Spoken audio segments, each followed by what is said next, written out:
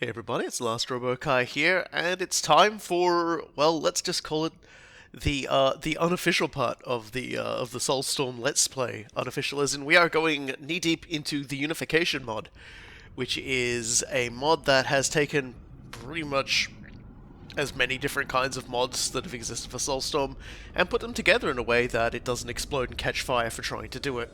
And there's a lot in here. From what I understand, that's a near thing. Yeah, it's very impressive what they've managed to achieve once I managed to get it running, which did take a little bit because I'm not very experienced in like modding this game. But what we're going to be doing today, and as you heard, I'm joined by Cool Guy on this, is the wonderful world of survival maps, which was something that was actually developed during Dark Crusade. And it's one of those wonderful little things where it doesn't require any mod work on the part of the player. It's a specific kind of map you download and put in with your maps, and it plays a very specific way, which I'll talk about when we get into this.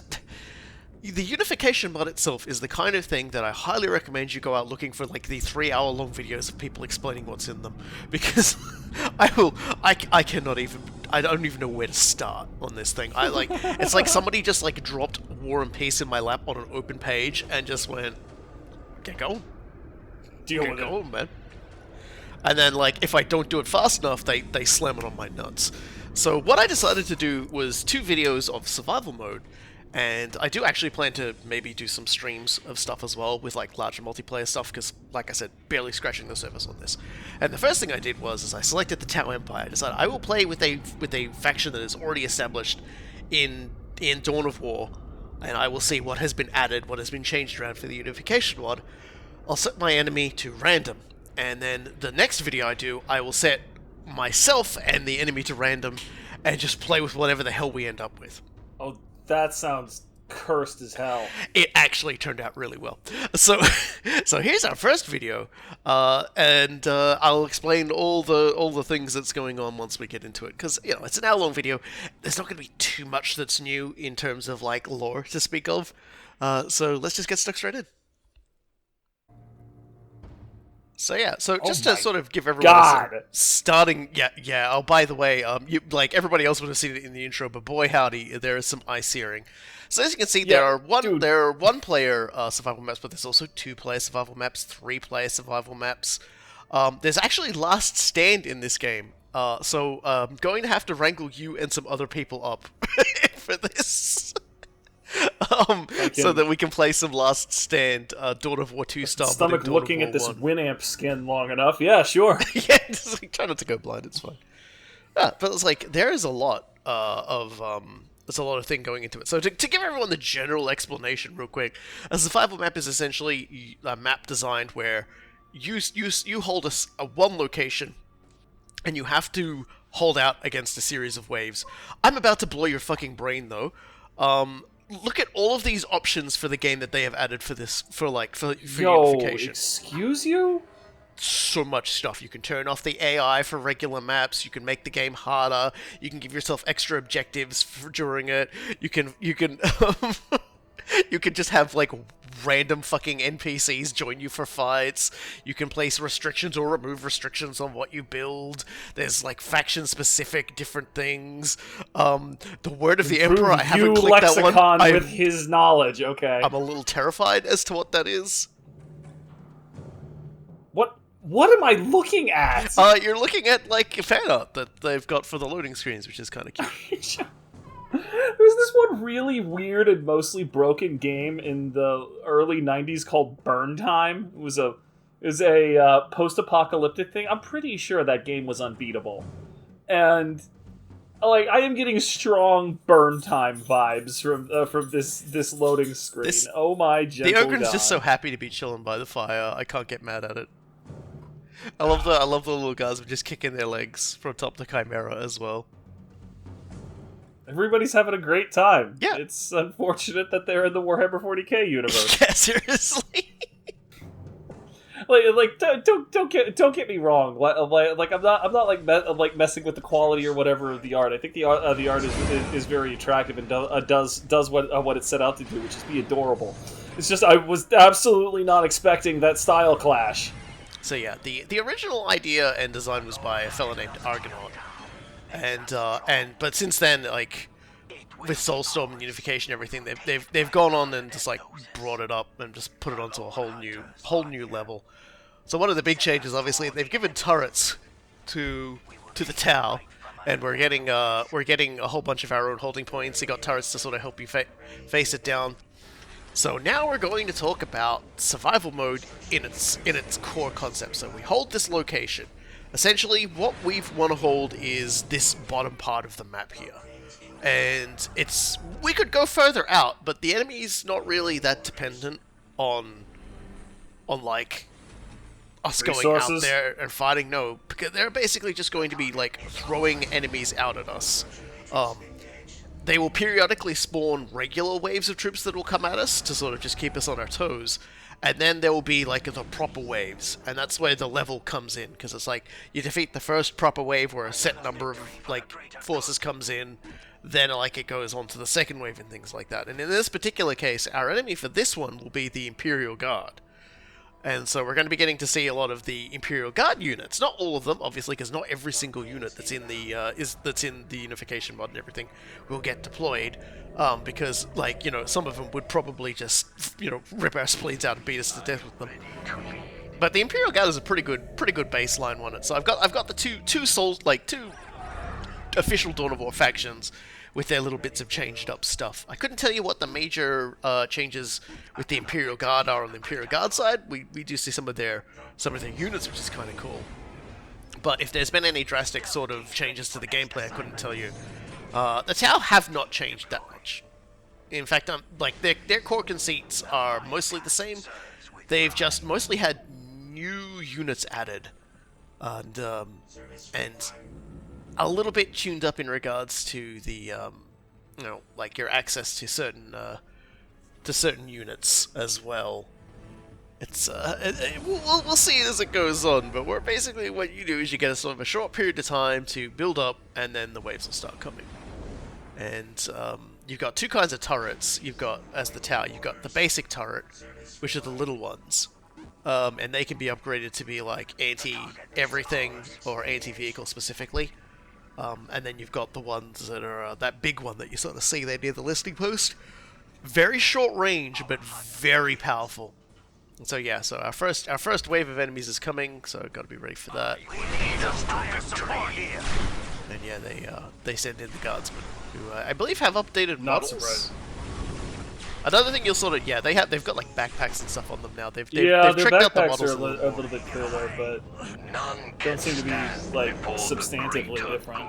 Yeah, and so they've you know, I think the Imperial Guard like modifications has mostly just been sort of filling them out as a force. So like them sort of, you know, affixing bayonets and charging us is kind of funny. But the Tau. Wait, you can actually do that in this mod? No.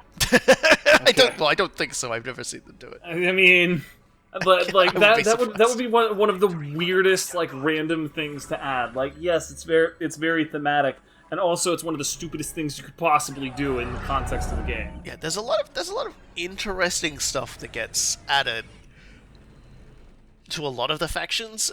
In a few cases, they'll do a thing where they'll add specific. Best way to put this, they'll usually add branching paths to how the army can be deployed. So similar to how the Tau can go Modkar or Kayun, a lot of other factions, factions put into the game get that sort of thing going, so they can go to a specific direction, which, you know, limits your options a little bit, but also removes a lot of the menu clutter that you would end up with, because it's like you get a bazillion new units and you know, and maybe a new building for them or something, and you've got all this extra shit to deal with. So I appreciate them doing that. It's the only same thing to do when you have so many so many new options. Like you need to add a substantive branching paths to that, which is honestly like it is one of the things that makes the Tau most interesting, both to fight and to play as in the base game. Though obviously like also it'll like when I say interesting, I also mean frustrating to some extent or another. Simply because like you can make a whole bunch of decisions and then your enemy counterpicks you, or like you playing as it, you end up with not enough information to actually make the decision until it's way too late. Yeah, that's why you put stealth squads directly up your enemy's nose and tickle them. Yep. You never be afraid to send the stealth squads looking for someone, and if they die, that's okay too.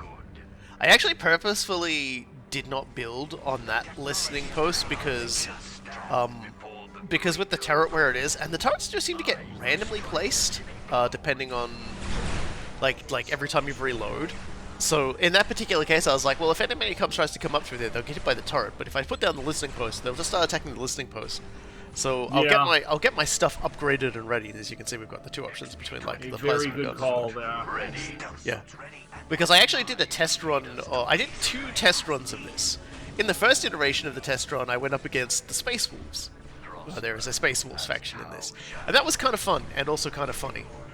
I planned a listening post, so that's why that guy's just hanging around. The rest of them are having a smoke. What is that? Oh, there you've built a listening post. Yeah, it just hasn't been wonder like he's built yet. Sniping at it. Yeah, it's kind of funny like that. And then the it's just like, what does he think he's accomplishing here? Oh, he's doing damage. He'll be fine. But the second time, it actually had the Demon Hunter, which was the Demon Hunters are actually one of the first factions, like the first like full-blown unique armies that were created as a mod back during Dark Crusade. They've continued to be supported, and have like I think they're like a lot of the factions even now are still getting updates. I think the one that's received the less love from like things I've like read about them is unfortunately the Blood Angels. Womp womp. I know, it's like, no, my favorites, because they come from sort of before a specific unit type was added to the game that sort of kicked things off. And yeah, here's a new unit that I wasn't actually familiar with as a concept, and I don't know if that's like something that they've drawn from the lore or something that's new. But we've got breaches now. And the idea behind the Tau breaches is that they're essentially using shotguns. So they act a lot like Cadians from Dawn of War 2, in that they will fire these plasma shotguns, or photon burst shotguns, or whatever you call them, and will knock enemies over and incapacitate them. And so they kind of sacrifice the range of the Tau units, but also having them nestled in with the Tau units does work fairly well for keeping melee attack enemies off of you if you don't want to like invest in crew. So that's actually an interesting one. Like my guess would be that they saw like the option of a flechette shotgun or something like that in there in one of the codices. I mean, maybe it's in the game now. Because, like, neither of us have really been, like, following Warhammer 40,000 as of late. There could have been something the Tau. Oh, gosh, yeah, no, like I haven't actually messed with the tabletop in the better part of a decade. So, this sounds familiar, but I can't quite place it, because I've still got a number of friends who play the game, and, they'll talk at me about it because I'm a gigantic nerd, and I'll listen to basically any story ever. Yeah, we learned about, like, the Riptide and things like that as a result of, like, picking through, like, lore about, like, Farsight and things like that. And I am playing as the Farsight Enclave color scheme. But, like my thought would basically just be that, they said, hey, the Tau actually kind of used this, but it was too much or too awkward to just have like a weapon option for it. So they're just like, all right, well, screw it, man, make a different squad. B-22 battlesuit. Actually, that.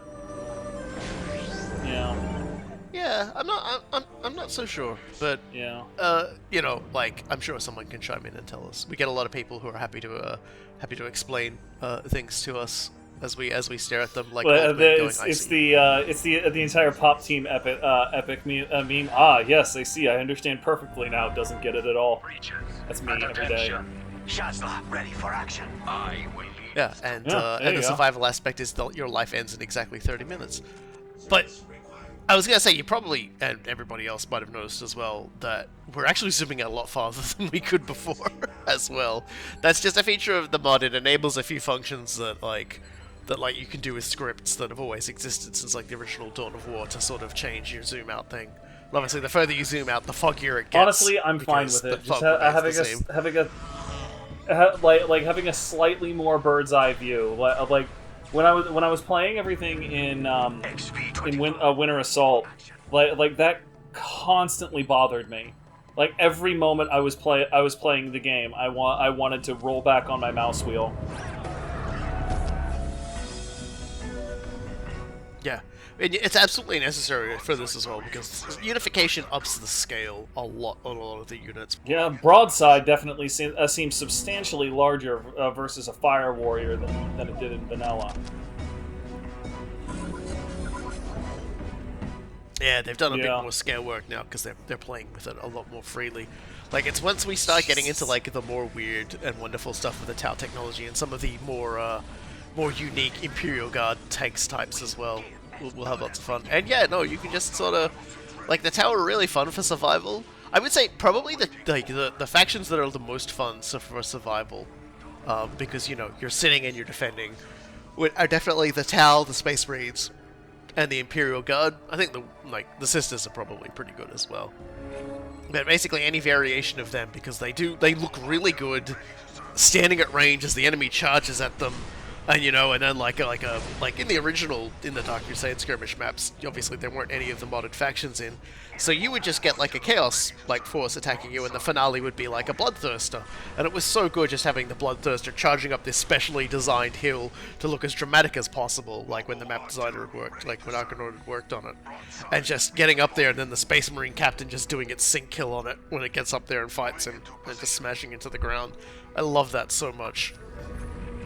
It's like it was such great fun, and just when I realized that survival maps were in Unification, I was like, well, actually, this is really great. I'm so glad this is still a thing that's going on. Some of the most interesting ones in like old StarCraft as well. Like it was one thing. It's one thing that RTS games have always done very well is basically like survival mechanics to it, and they are Billions, and like tried really hard to lean into that. It's really a pity that game wasn't didn't do so more effectively. But I really want They Are Billions to be a better game.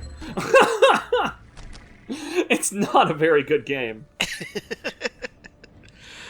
There's a lot of games like that we get like that, huh? Where we're all just like, man, I wish this game was more powerful. Like uses its strengths better. Like right now, like this game is using its strengths really quite well. I would say, insofar as you know, like there's a fair bit of mystery, but like you have a good feel for things on the outside edge, but like there's a little pressure that's going on, but the game has made it clear that you know the level keeps going up. You're currently at level 3. A moment ago you were at level 2. What exactly does all that mean? You don't have exact information, but you still have to weigh, you know, pushing out further, getting more resources, and getting more layers on your particular onion with the timing and everything. It's really like they're doing a shove and pull very well, and a lot of the some of the more modern games like They Are Billions is super guilty of this, that they provide you absolutely no information, and they do their best to sneak attack you, and they hugely punish you if those sneak attacks are successful, and it just kind of feels like the game is messing with you.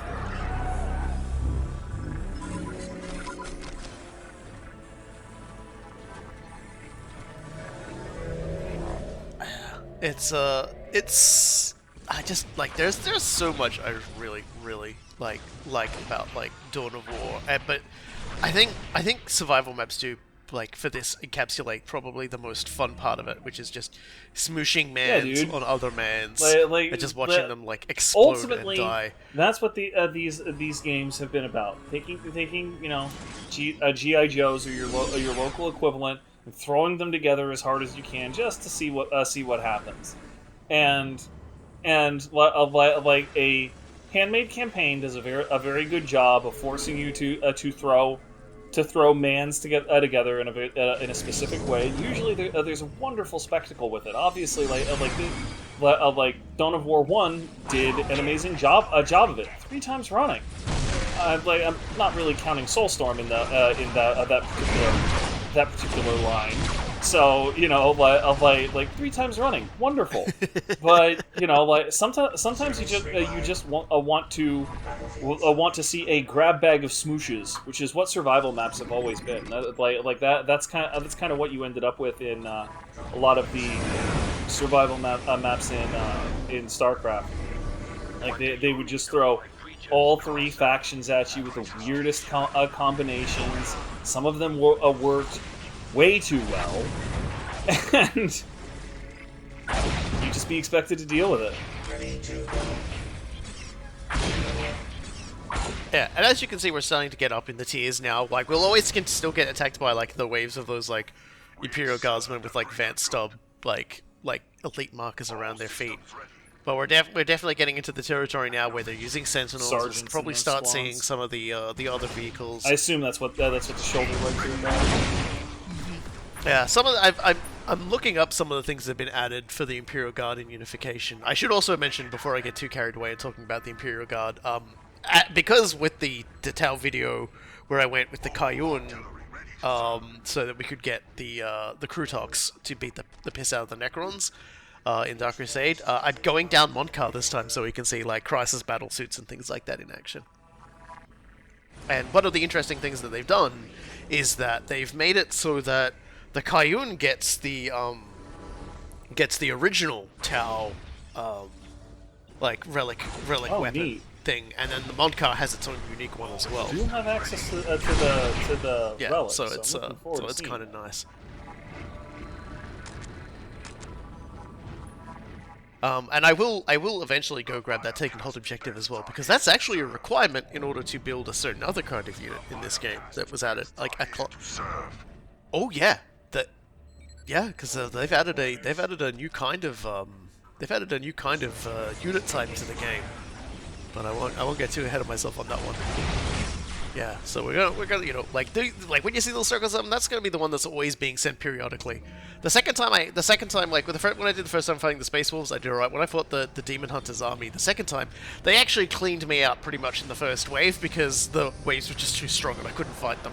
Like, it was such a mismatch, the Tau versus the Demon Hunters, because they, as part of the regular waves, you got attacked by you know, a bunch of Stormtroopers and also an Inquisitor Lord, and also Inquisitor Adraste is somehow been turned from a Dawn of War 2 character and had her model converted into Dawn of War 1, and now she's there.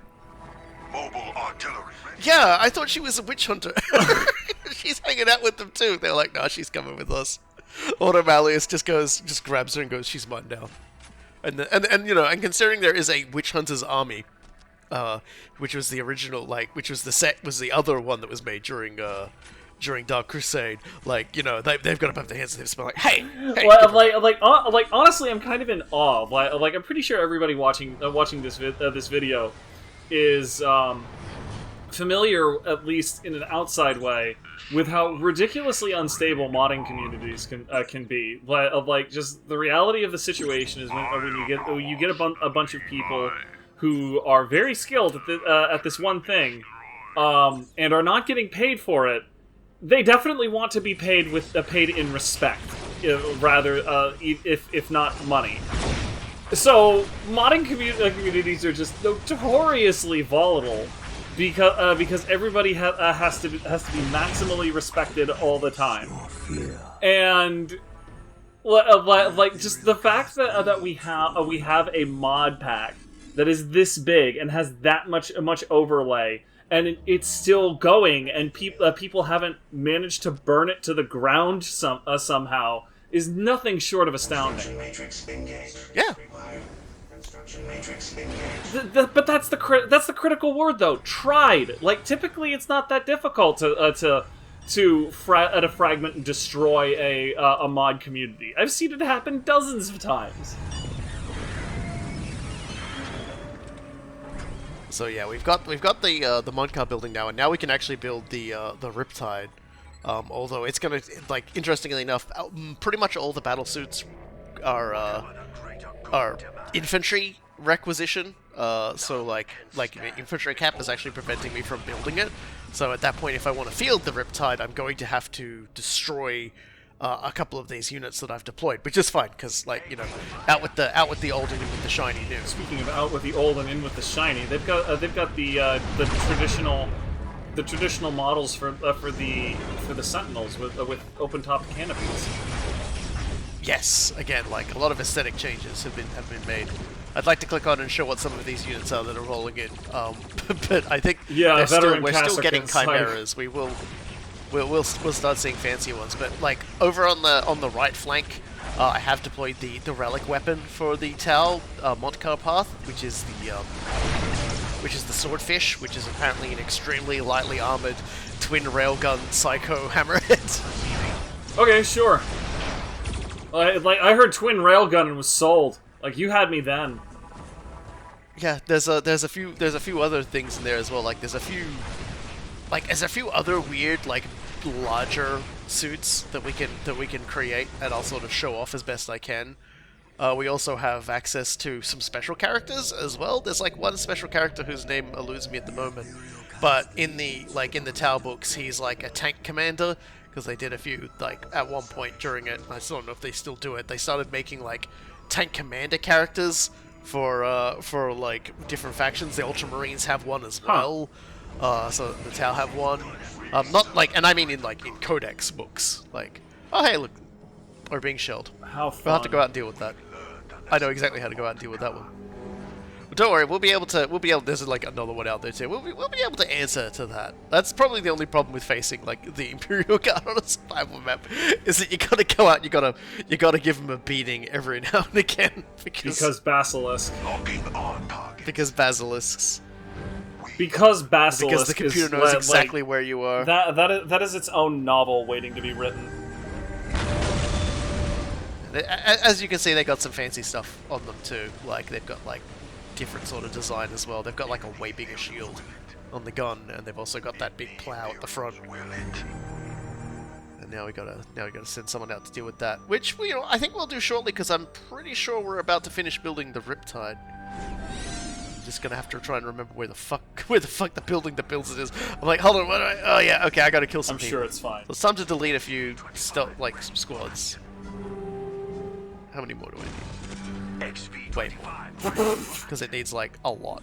I'm like, I'm sorry. I'm never going to get over the deep comedy and oh yeah, everyone just fucking dies. not so subtle cruelty of everyone fucking dies.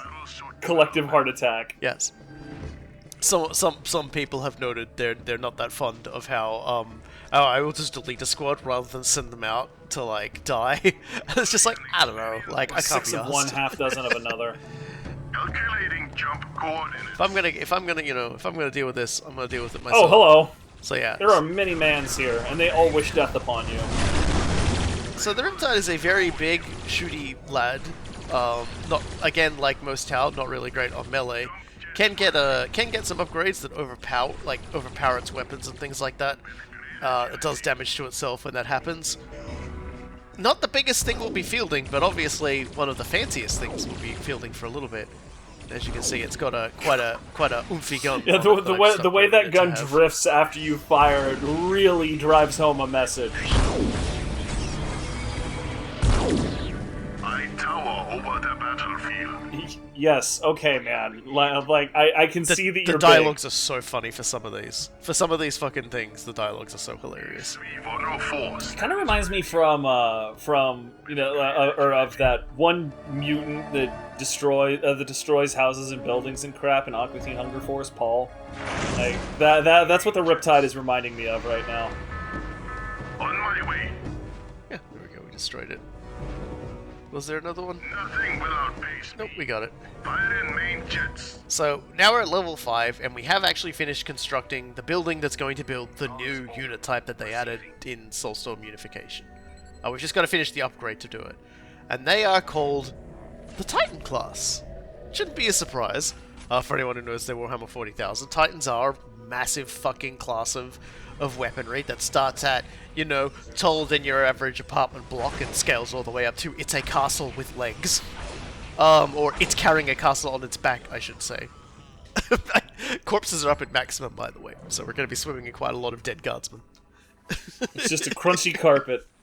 Breacher team, ready to We're also very lucky, actually, that one of the units that doesn't get deployed by the Imperial Guard in this is the Deathstrike missile launcher, good.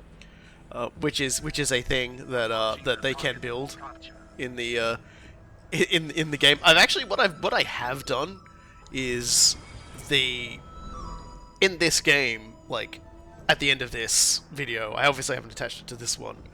I'm going to just go to the Army Painter, because one of the things the models often do is they'll make the Army Painter allow you to access and see all the units, because in the original Dawn of War, you got to see like 2 units. Right, yeah, you got to see like one sample infantry. Usually and an one sample infantry vehicle. and a vehicle. Yeah. Well, so most models just unlock that, because it's like you want to see what it looks like on everything. And so I will show, like, just at the end of this video, I'll have a cut of all the Tau units that are in the Army Painter, so you can see some of the things we didn't deploy or whatever. And I'll do the same with the Imperial Guard. There won't be any voice to it. I'll just have some music playing in the background. It'll probably get claimed, but that's Every bloody thing gets claimed nowadays. Yeah.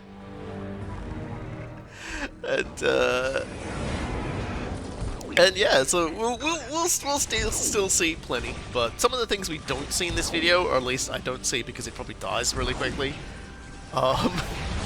is a lot of the recruit, like like on the Imperial Guard side, I think they have a few different types of Imperial Guard, like they've got medics and conscripts and things like that, but we probably just won't see them. There's like standard banner bearers as well. Again, you don't see them. I assume because they either don't get deployed or we just kill them so quickly. Honestly, like those sorts of niche units sound like the sort of thing that they would just like not add AI for, like add an AI routine for, because it's annoying. So just like medics, like really you need to be a human to use those. So the AI just never builds them. Yeah, somewhat hilariously, actually, is there's also blink and you'll miss it. I don't know when it happens in the video, so eagle-eyed folks out there, see if you can see it. But there will be a Vanus assassin, a Vanus House Temple assassin, and they are the information gatherers of the Officio Assassinorum, and the anime girl. She looks like an anime girl. She has fucking bright purple hair with the pink stripe down. Wonderful fucking, spies. I think glasses. Wonderful spies there. Yeah, like when I killed her, I was like when I saw her, she was already like getting murdered on sight, and I was kind of like, oh my god, did I just kill a VTuber?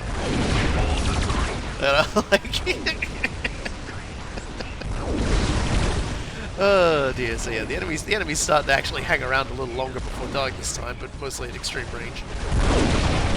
And so that's a Hellhound. We've actually had a Hellhound approach close enough to actually hurt our commander. I'm gonna run back a bit. Hurt him pretty good too. I wasn't paying attention. Holy mother, they took a chunk out of you.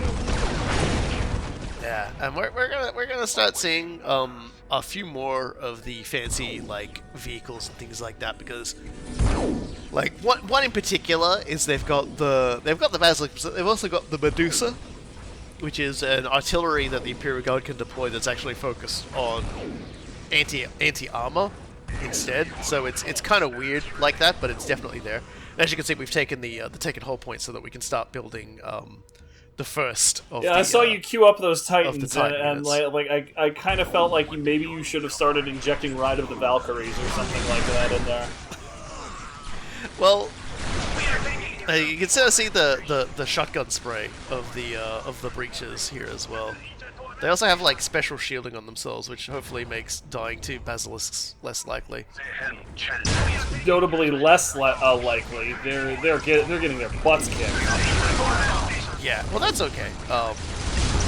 Like they'll probably get deleted to make way for like fancier. Right. Like I happen to notice that one of your Titans at least requires infantry cap. So yeah, there's the Medusa. There's the there's the Medusa. It will still disrupt infantry when it shoots at them, but you're primarily willing to be using that for anti-armor. Luckily for us, the Riptide can trade at range. And here's the Holy Tornur buckets. Supremacy armor. As you can see, it doesn't have the jetpack.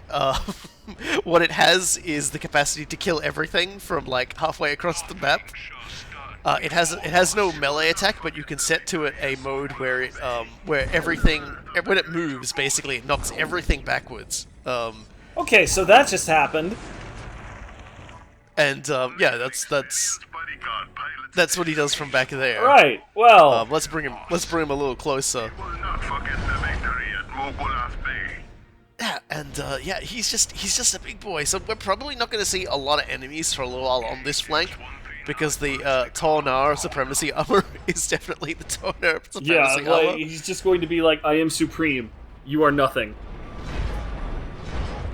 We don't end up building the one that kind of looks like the town nicked it from MechWarrior. Unfortunately, I This did one's still notice pretty. that there appeared to be. All right, man. Like that's just showing off. I saw that. You kicked some boneheads like 50 feet into the air, and then you tried to juggle them.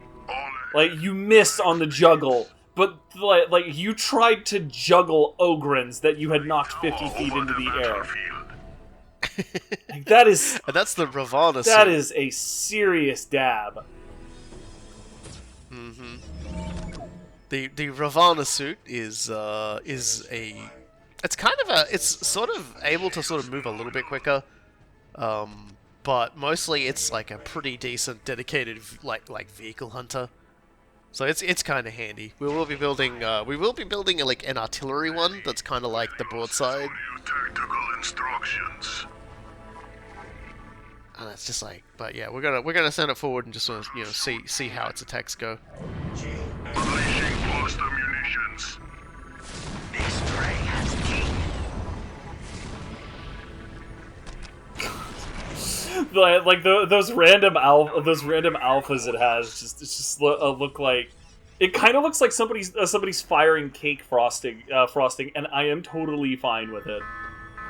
Yeah, I feel the one thing I will say about the Tau Titans and the Tau Bicker stuff, like the Riptides and things like that, is they do seem a little gentle in step. Like, I get that the Tau are really good at making fast, sleek, elite units, but it just kind of feels like there's not enough impact. The problem is that when There should be more stomp in their stomp. yeah, like, it's kind of hard to say because, like, obviously one of the big issues when you're building this sort of thing is that, like, the animations are going to be different between, big boy there and, like, a smaller suit. Because the smaller suit is gonna, it's gonna have to take, like, more steps to look like it's going just as quickly. Whereas they're gonna be doing, like, the big lumbering ones. And, like, when you look at, like a big suit of armor like that, it's gonna have a lot of moving parts when it rests down and everything like that. And it's like, how do you convey that impact all the way up the leg when the thing moves in the animations? Like, I'm gonna destroy the relic unit so I can deploy the Tiger Shark instead. I'm sorry, that was the funniest damn thing Yeah. I've seen in all day. So the Tiger Shark, unfortunately, unlike a flyer unit, does not fly around quite as well. I am going to show it like- off though. It's like a Spaceballs interpretation of a Star Destroyer. Doesn't even have that much of a jump either. It's kind of weird. Like the Riptide can like launch itself halfway across the goddamn screen. This one's just kind of like a little chuggy. Prey has teeth. Yeah, this flank doesn't exist anymore for a while. we will come under threat eventually when the Imperial Guard actually get to use like their fun guns.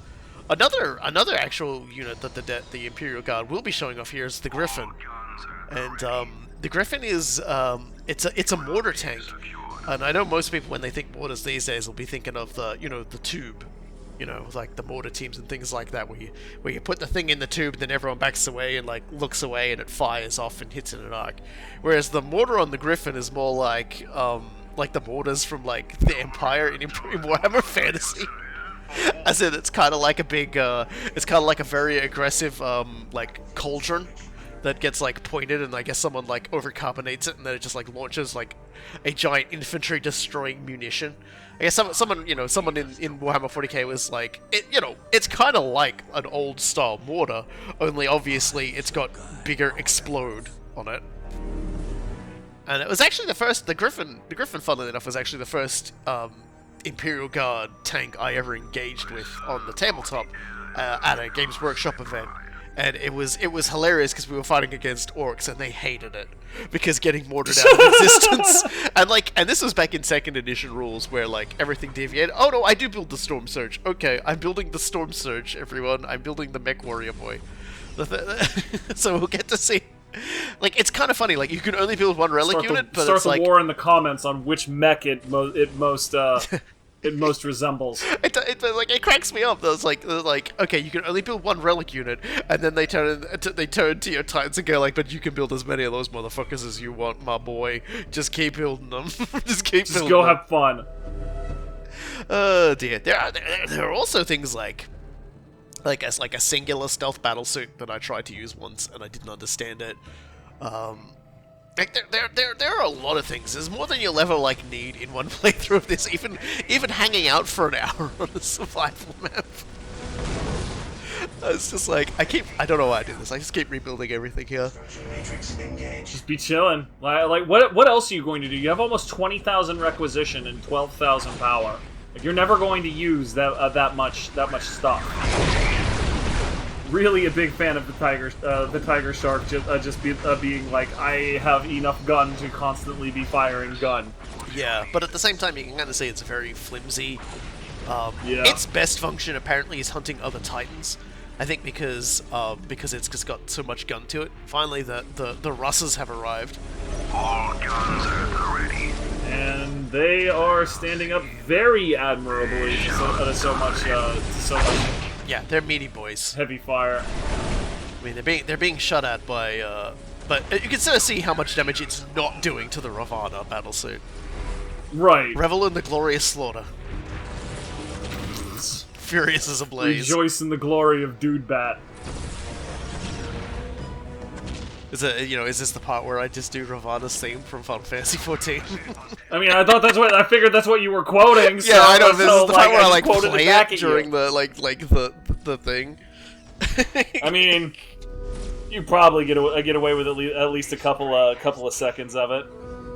It's just like the Imperial Guard. It's like, our advantage is being able to fight at range. It's like this absolute second you reveal yourself on the minimap.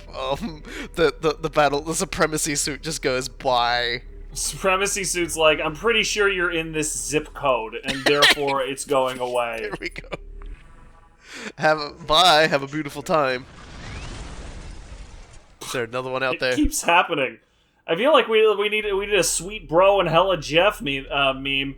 With people trying to snipe the supremacy suit. All right, it's ready. It's I time told to get you rid about of the Tiger barrages, Shark. bro. I told you, dog. Okay, well here it is. Anchor your lines around us. The Storm Surge battlesuit.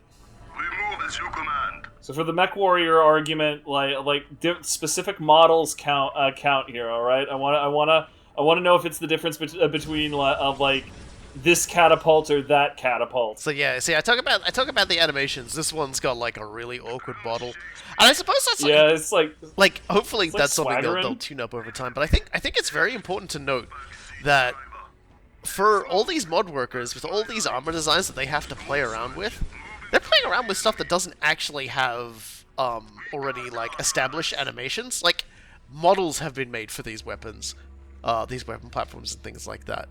And a lot of like animations have been done sort of by Relic and things like that. But for a lot of these like big marching titans, they've got how it physically looks, but how does it move? Well, you couldn't say for sure, and you couldn't say for sure that when Games Workshop designed some of them that they designed them understanding how exactly the walk cycle goes either.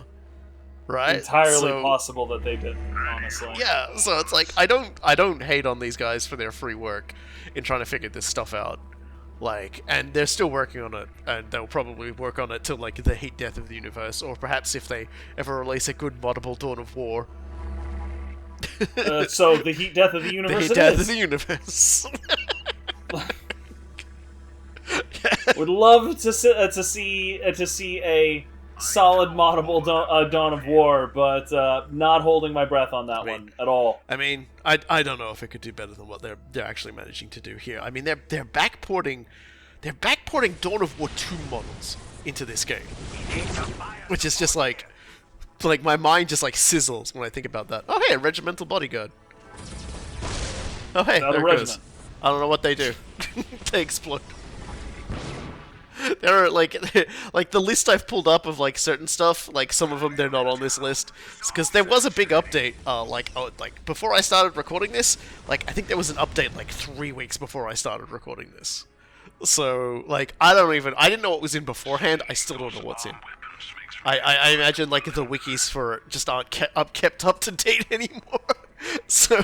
There's probably all the units that are in it. I Probably said don't something even similar about Dwarf Fortress because that game changes slowly, but when it does, like it changes so incredibly utterly because Toady doesn't really keep patch notes while he's doing things. So like the patch notes are mostly, I don't know. This is what I kind of remember from working on this feature 3 months ago. Yeah. And the Dwarf Fortress wiki is admirably kept up for its situation.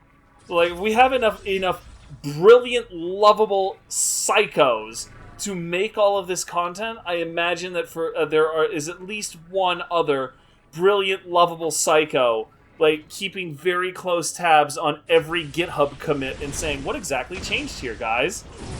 Oh dear. He actually juggled that guy. Yeah. God bless it. Now I've got to take back my clowning earlier.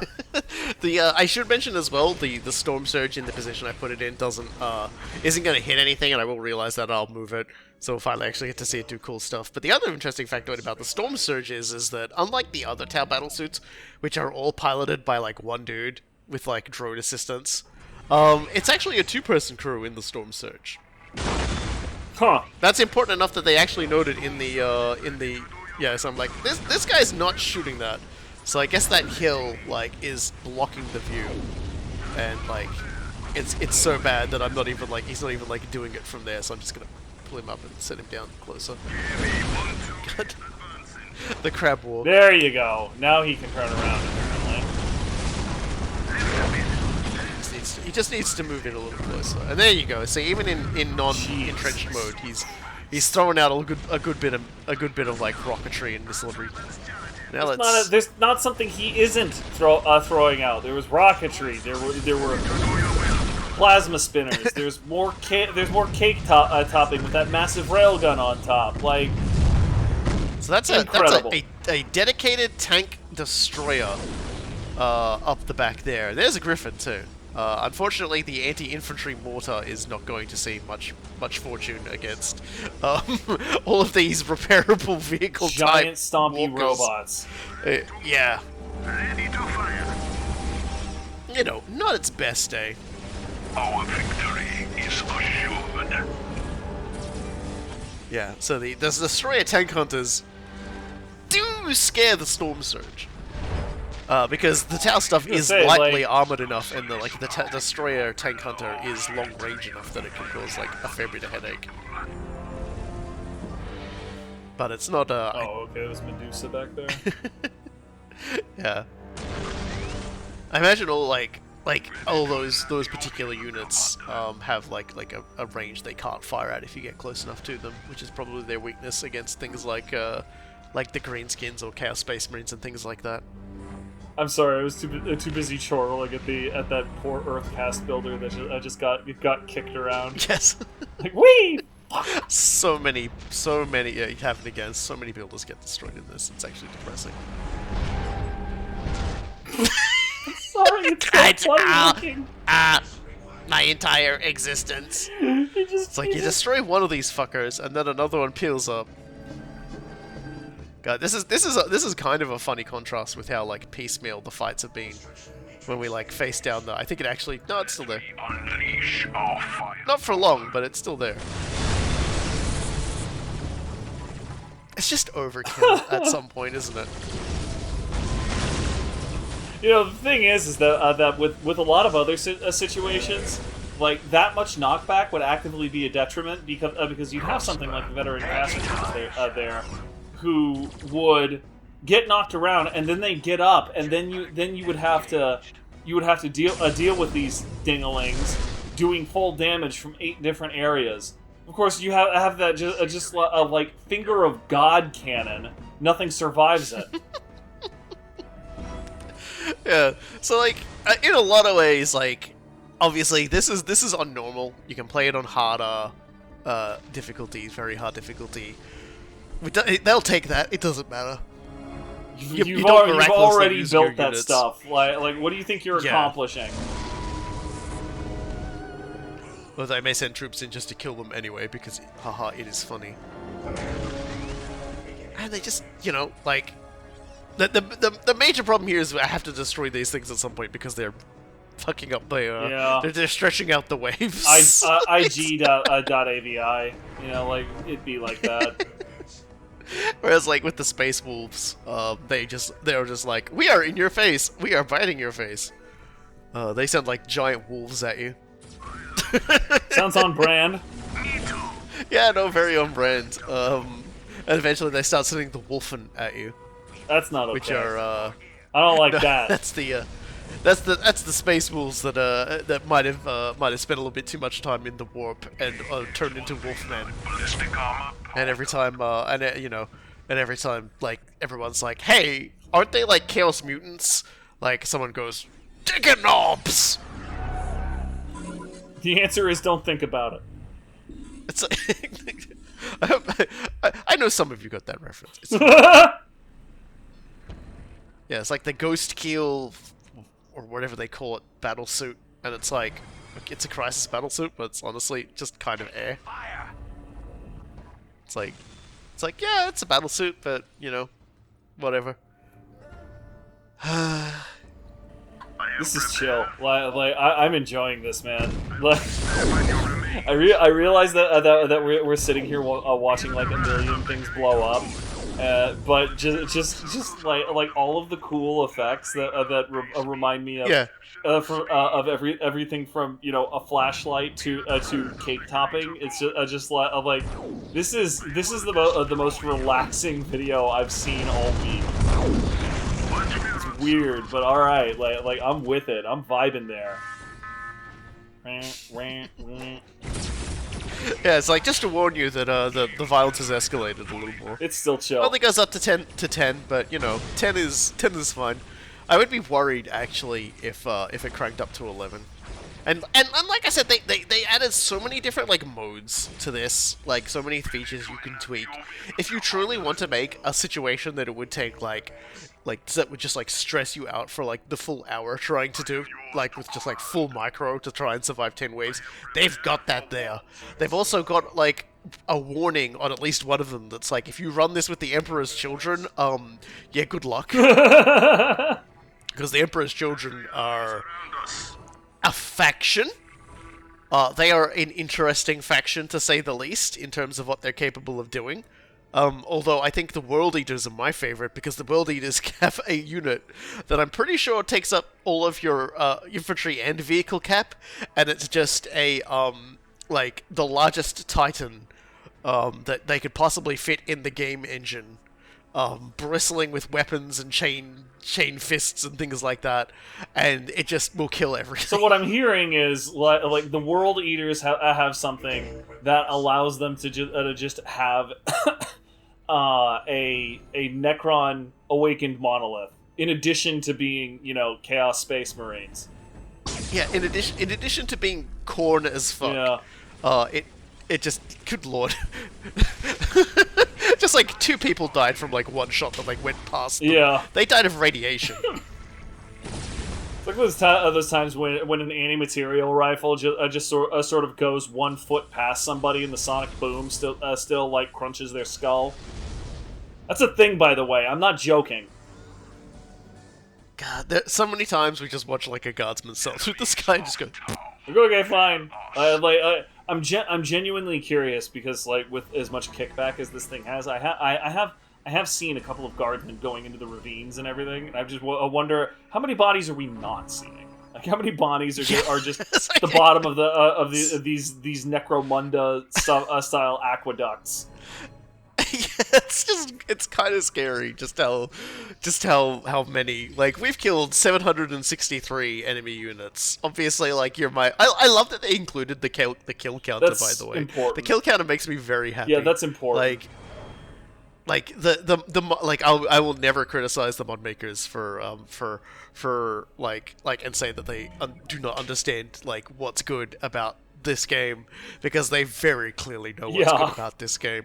They know the designs. They haven't fucked with the gameplay overly much, because even though this might seem like supremely op, I'm against an opponent that is charging in at me in a straight line. They're not forming like a cohesive battle line.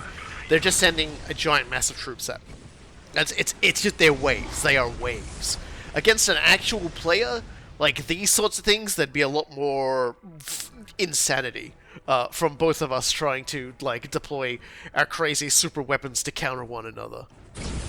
Like I don't know anything about the multiplayer scene for Unification, but I reckon you and I can play a couple survival maps together. Oh yeah. And and I'll probably be able to find a few people to drag in so we can do a last stand or even a 4-player survival. Because yeah, like we know a few people who are looking forward for more multiplayer games. If it wasn't for the fact it took us so long to get here, I would probably do more. But like I will probably do beyond this in streams, because they will just be extremely big, long gameplay sessions. And so for that reason alone, it's like I might just like I will do Soulstorm stream. Yeah, this will definitely stream incredibly well. Like I can just imagine settling into your big comfy chair with the stream on. You got your hot chocolate or your beer or whatever you prefer, and there's just a crazy Australian dude having a friggin' face-melting amount of fun while everything blows up. Like that is high-quality content right there. I think a lot of people would just like to kick back and relax and watch like a large part of the planet explode. It's cathartic. It really is. And like that. That's honestly the thing that's most consistently impressing me about all of this is that, so I will say I'm not a terribly artistically inclined person, and I have a huge tendency to second guess myself on does this look good or does that look good, because when I'm designing something, I'm an engineer. I want to know if something is objectively good, and there's no such thing with art. And particle effects like these explosions are notoriously difficult to mess with, precisely because they exist on that very weird line of, hey, I can do this with the particle effects. That looks kind of cool. Okay, but does it look good? Like particle effects are incredibly frustrating to work with, and consistently, every explosion that I have seen looks good and is appropriate to the weapon involved. Even like the Imperial Guard Medusas, they shoot these like red hot heat weapons, and I do mean high explosive anti-tank, and they're immediately recognizable. You don't need to say what the hell is shooting that after you've seen a Medusa once. That's a Medusa firing. It has great impact. It has wonderful effects on everything around it. And it's just that level of quality is just really difficult to get with something that's so notoriously twitchy to work with. And these guys have just nailed it. None can stand. Yeah, and I think like I could just like sit down and just make survival videos until the heat death of the universe myself, with all the different factions playing as them and things like that. Because I do really like survival mode a lot, but and I really do want to like knuckle down and try out all the different factions. Actually, like the second survival video, I've told Cool Guy who's going to be in it, but I'm going to save the actual reveal for the rest of you for the video itself. But man, it is fun. Like it's probably the best example of survival mode that like the game could have given me. And it's me having no idea how to play a faction up against a faction I have no idea how it plays, and me just being like, okay, so how do I live through this? Yeah, no, in the brief time we were off mic, and he told me, I had ended on that's gonna be cursed as shit, and in the moment that he told me, I was like, oh, that's actually incredibly blessed. So look forward to it. The gods of randomization smile down upon us. So it's not going to be something like, you know, like the Eldar versus like a guy with a board with a nail in it. Why isn't he a faction? Why is it like just like a really I was about to old say backwater just like, guy with like a board with a nail in it, like an entire faction?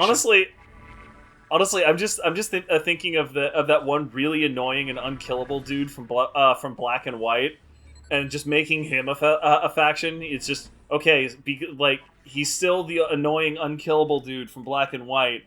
Only he's in Warhammer 40k, so he's really angry about everything. Where's Farmer with the shotgun? Huh? Where's Farmer with the shotgun from the very first episode there of Dragon Ball Z? Where is he? I mean, I know he is. Reddit's killed him. But he was the first person to ever have an established power level in Dragon Ball Z, you know? You realize that? He was the first character that had an established power level. It was two. It was two. The shotgun was carrying that, I think. I absolutely believe that. Just like the shotgun was 1.9 Yep. of that too. Oh dear. More to the point, why do I remember that farmer's power level was 2? Look, Oh the my brain God. retains some strange information. Yeah, particularly when you're as much of a ridiculous nerd as I am. That's a beautiful noise, by the way. Every time it does it, I'm impressed. It's happened like 100 times at this point, and I'm still impressed. Just like, pew, blam. Okay, that was a conversation ender. Yeah, I also really like the voice work for the Tau. Sometimes they sound a little Russian, which I don't really care about.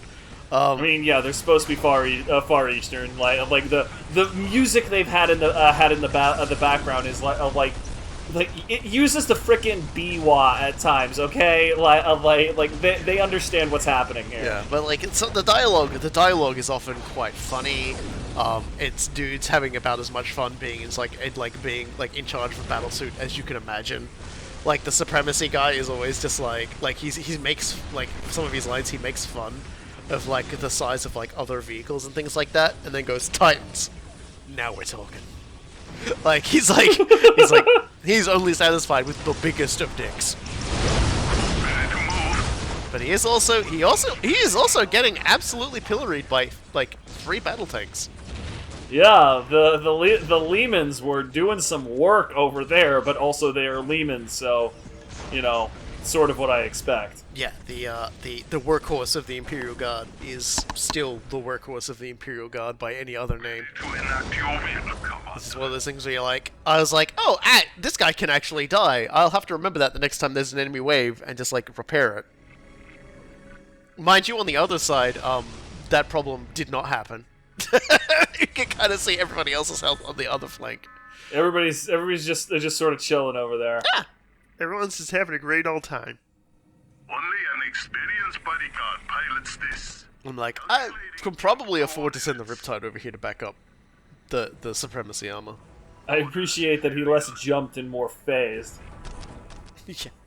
Hey, look, I genuinely appreciate that. That was funny as hell. I still love and miss the original Dark Crusade Tau bug, where if you used an ethereal to like hollow, like because the ethereal can make a holographic projection of a unit, and if you did it to a unit of pathfinders, the pathfinders would inexplicably have a jump jet, Right from under that nose. and when they jumped, they immediately T-pose.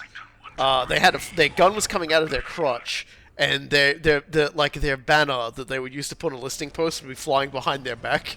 It was just like they suddenly turned into like the most intimidating air force the tower had ever delivered. Yeah, like honestly, I kind of feel like the ethereal blundered into greatness with that one. It's so good. Also, everybody on my faction is doing way more damage just because, like, the ethereal is alive back at base, and I will never send it out to do anything. That is the correct decision. Dear, I had like one thing of space to use. Stands ready. Yeah, so this is like the battle shield there, like the Nova shield.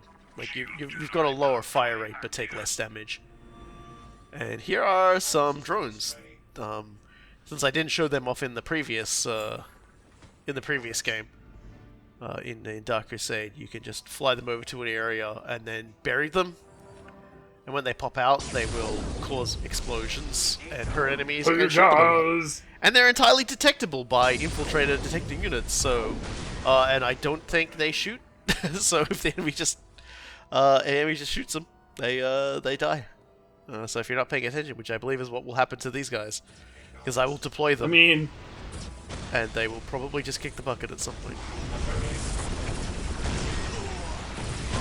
drones are literally there to die, so something else doesn't have to.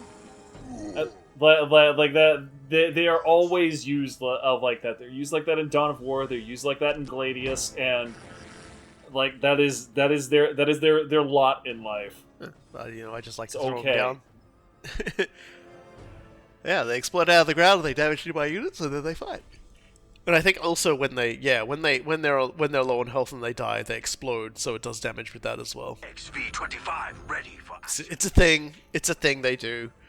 Like I typically just don't deploy them because I don't know. They always just seem too weak to me. I mean, in my mind, all you need to do is look at those damage numbers. Like even the drones were rated at, you know, friggin' 100 to 125 or so, and then the stealth battle suits are just like in the teens. Like, all right, you're good.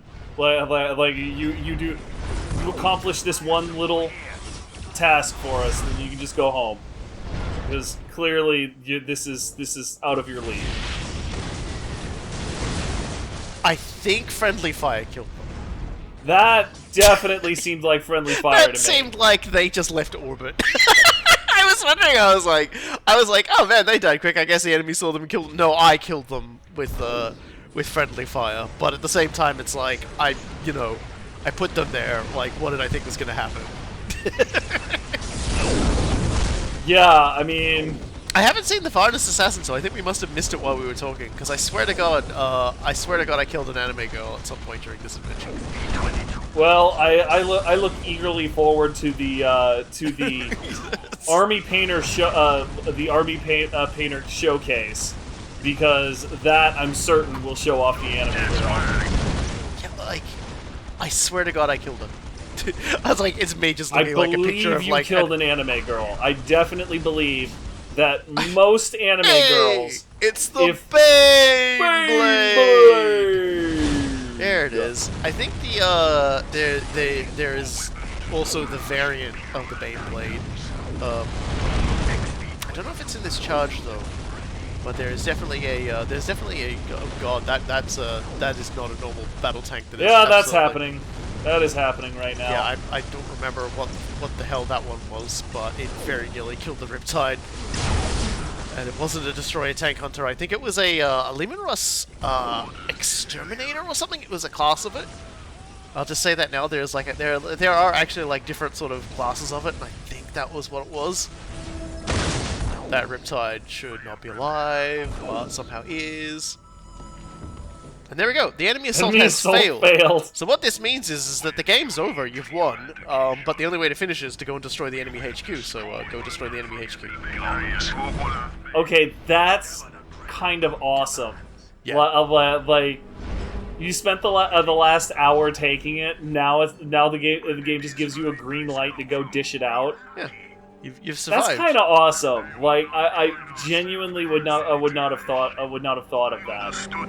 This is the cool victory lap. Yeah, the enemy will be attempting at the moment, scrambling. Like, I think the enemy reverts to regular AI, so they will be scrambling around now to try and capture points and build their army up. But by that same token, you are many tiers above them. So yeah, like you literally have a full hour's head start. yes, and nearly 40,000 resource points. Yeah. Like homeboy AI can cheat as much as they want. I don't think you're overcoming that numerical advantage. Yeah, we got it well in hand here. We serve the greater good. Enemy gunners. Missiles are ready to launch. It looks so puny. Okay, Mr. Riptide, I heard that. XV8s look so puny. It's like when you're the big boy, everybody else looks like the weenie boy. And yeah, another thing, of course, is they get Earthshaker platform. they get turrets of a different kind, which are kind of interesting. There are like a lot of variant turrets in this game. I like the final note. It doesn't fire on its own. It must be targeted against a specific enemy. Yeah, it's firing Earthshaker rounds. It would be too powerful otherwise. But yeah, this is gross. Yeah, this is just dabbing on people. POV, the Xenos are dabbing on you. If you wanted to add music to this one would just be the coffin march. Yeah, that's the victory lap. That did not feel like an hour. That was actually felt like way less time. Just sitting watching everything just get violently murdered. Probably worth noting, the game did crash at that point too. Just as I was winning the game. Of course it did. It won't next time. Why would it do anything different? So yeah, Oh, that man. was a little bit of Unification, Soulstorm Unification. That was the skirmish mode. We're going to show off one more skirmish video on a different map next time as well, and I'm going to be playing as an entire, by random chance, an entirely new faction added as a mod to the game against another faction that is also a mod race added to the game, and it's actually a really good one. It's blessed. It's a super really good blessed. combination, so I hope you all look forward to it, and I bet you can't guess what it is. So until then, I have been the Last Robokai, I have been Cool Guy. and we'll leave you all with the gentle sounds of Dawn of War music playing atop the Armory Painter, and everything being cycled through it for the Tau and the Imperial Guard. See y'all next time.